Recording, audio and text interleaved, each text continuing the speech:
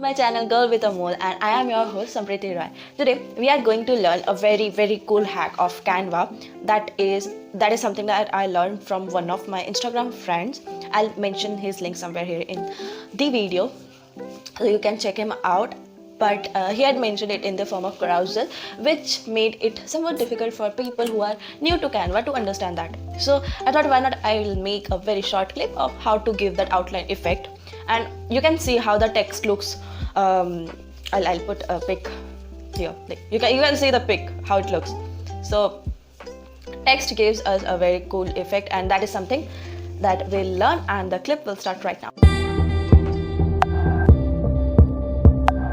Okay guys, so the font we are using here is Gargling font. I'll mention the name here, and I'll just change the text color so that it's visible for you.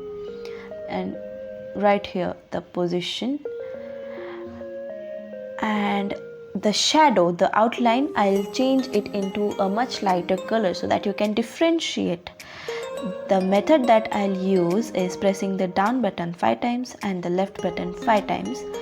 This will repeat for 4 times simultaneously. You can repeat the procedures: down 4 times, left 4 times for the first one, then for the second one, down 4 times, right 5 times.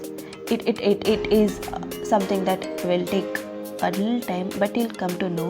But the main thing is we'll keep copying and pasting it, and we'll adjust the font here, exactly overlapping the darker one, so that it's easier for you for the outline effect. And we'll repeat the procedure 5 times up and left 5 times, and again sending it backwards by hitting that position button, and again copying the similar one, adjusting it over the blue one, and again repeating the ritual of 5 times up and right 5 times, and sending the position backward.